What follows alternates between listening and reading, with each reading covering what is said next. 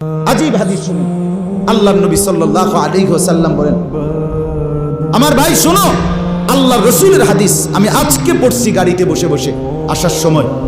আল্লাহর নবী সাল্লাল্লাহু আলাইহি ওয়াসাল্লাম বলেন, যে ব্যক্তি ফজরের নামাজ, তাহাজ্জুদের নামাজ, রাত্রি শেষের নামাজটুকু আদায় করে, আল্লাহ রাসূল সাল্লাল্লাহু আলাইহি ওয়াসাল্লাম বলেন, আসবাহা নাশীতান তাইবুন নফস, সে তার ভোরে একদম কর্মোদ্যম, উৎফুল্ল এবং পবিত্র হৃদয় নিয়ে সকালে উপনীত হয়।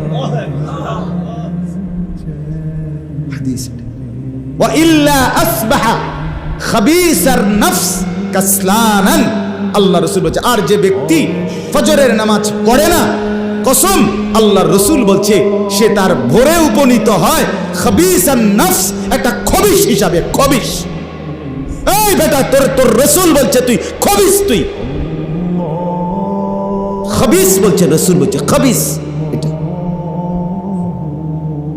একটা খবিস ঘুম থেকে জাগে, খবিস এটা। কাসলানান, অলস।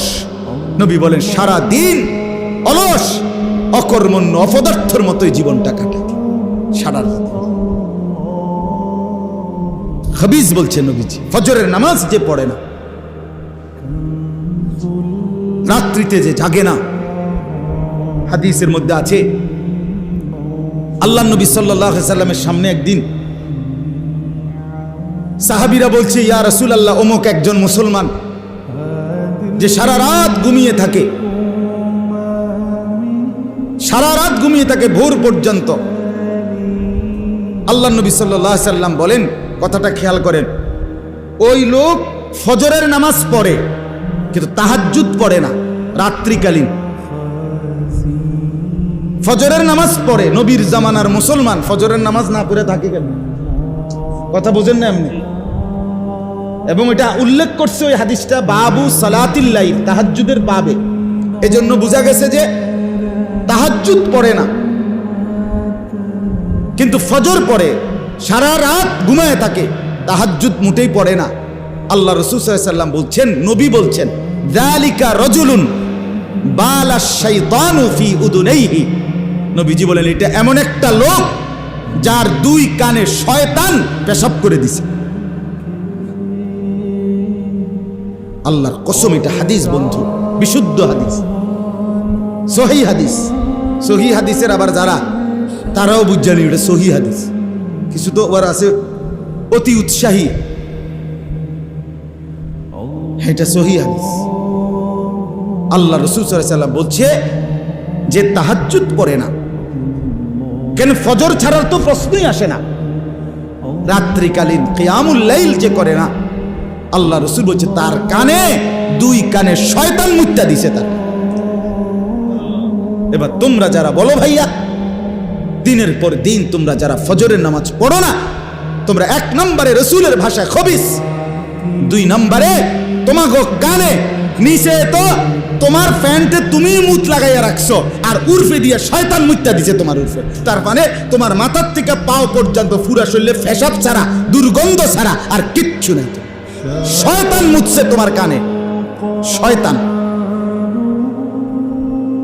যদি লজ্জা থাকে, হায়া থাকে, যদি ন্যূনতম অনুভূতি থাকে, কমন সেন্স থাকে, তা আল্লাহরে সেজদা দিও। আমি তোমার কাছে আমারে 10টা টিয়া দাও এটা কইছি না, আমারে এক কাপ একটা বন খাবা ওইটা বলি নাই। তোমার কাছে আমি দুনিয়া চাই না, তোমার আখিরাত মনে করেন। তোমার লজ্জা, শরম, আত্মসম্মান বোধ আছে কি না এটা জাগাইতে চেষ্টা করলাম।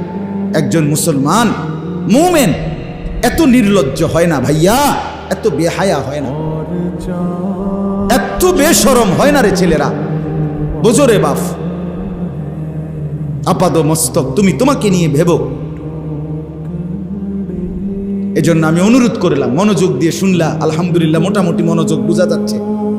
আল্লাহ তাআলা প্রত্যেকটা যুবকের ঈমানে আমলে আল্লাহ তাআলা বরকত দান করেন। বলো না ভাই আমিন, বলো না। নিজের জন্য নিজে দোয়া করো আল্লাহর কাছে, তোমার জন্য তুমি বলো, আল্লাহ আমাকে ভালো বানায় দেন, আল্লাহ আমার জীবনটা সুন্দর করে দেন, আল্লাহ আমার আখলাক সুন্দর করে দেন, সময়গুলো জীবনটা কাজে লাগাবার তৌফিক দান। এ কেমন জিন্দিগি ভাই, কেমন জীবন এটা? ঘন্টার পর ঘন্টা, 3 ঘন্টা মোবাইল টিপে কেমনে একজন মানুষ? 5 ঘন্টা মোবাইল টিপে কেমনে রে ভাই? তুমি মানুষ না প্লাস্টিক? হায় হায়, সারা রাত উলঙ্গ ছবি কেমনে দেখে রে দোস্ত? মুসলমান এমন হয় কেমনে? আমাদের আল্লাহ আছে, আমাদের আখিরাত আছে। মৌলানা মুফতি দ্বীন মোহাম্মদ সাহেব, আমি শুনতেছিলাম একটা আয়াত পড়ছে, ইয়া আইয়ুহাল ইনসানু মা গাররাকা বিরাব্বিকাল কারীম। রব্বুল আলামিন বলেন, আল্লাহ তাআলা ডাক দিয়ে বলেন, হে মানুষ, আমার মতো দয়ালু মুনিব, আমার মতো মেহেরবান মাওলা, আসমান জমিন আর গোটা কায়নাত দিয়ে 24 ঘন্টা যেই মুনিব, আমি আল্লাহ তোদেরকে লালন পালন করছি।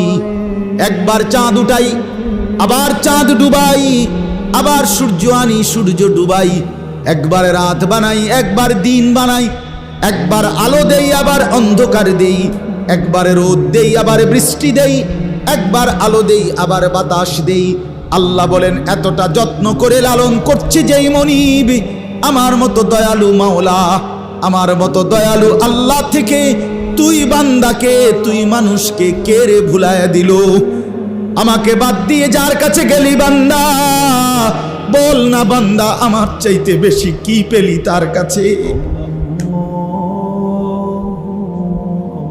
সে তোকে কি দিল? বলো, তোমার সমবয়সী বন্ধু তোমারে কি দিল? উলঙ্গ কতগুলো ছবির দৃশ্য দেখানো ছাড়া, মদের আড্ডা, জুয়ার আড্ডা, নারীর আড্ডা, জিনা ব্যভিচারের আড্ডা ছাড়া তোমার বন্ধু নামের এই শয়তানে তোমার আর কি দিছে? তুমি বলো, বলো। ওইগুলা তো বন্ধু নামের শয়তান, ওইগুলা বন্ধু নামের ইবলিস।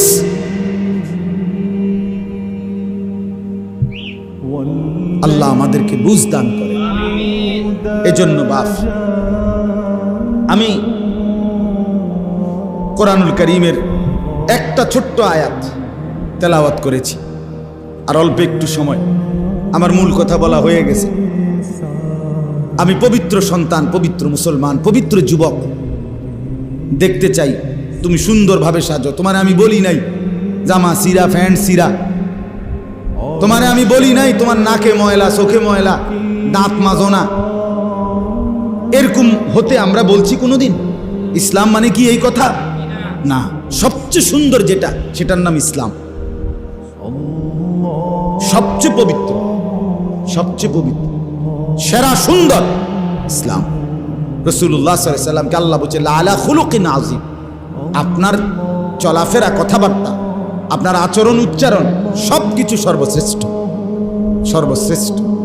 সাহাবী বলতেন, হায়, হযরত কাব ইবনে মালিকের হাদিস আমরা পড়ছি, উনি বলেন, নবীজি সাল্লাল্লাহু আলাইহি সাল্লাম যখন হাসতেন, আমাদের মনে হইতো পুরা চাঁদ যেন হাসি দিয়ে উঠছে। ইদা সুররা ইস্তানারা ওয়াজহুহু কাআন্নাহু কিতআতুম মিনাল কামার। সাহাবী বলেন, যেন ওই মুখ, ওই চেহারা, সেটা যেন চেহারা না, সেটা যেন চাঁদের একটা টুকরা। এরকম সুন্দর ছিল। সুবহানাল্লাহ, সুবহান। তাহলে সেই সৌন্দর্যময় চেহারা তো নিশ্চয়ই দাড়িওয়ালাই ছিল, ঠিক না? কথা কয় না? নবী সাল্লাল্লাহু আলাইহি সাল্লামের সেই পবিত্র সুন্দর চেহারা, সেটা দাড়িওয়ালা ছিল না? তো দাড়িবিহীন চেহারা সুন্দর হয় কেমনে তাইলে বলেন? কোনোভাবেই পৃথিবীর কোন সেলুনে শেভ কইরা আপনি দাড়িওয়ালা চেহারার সাথে সৌন্দর্যের টক্করে, সৌন্দর্যের পাল্লা দিয়া আপনি নিজেকে উপরে উঠাইতে পারতেন। দাড়িওয়ালা সুন্দর।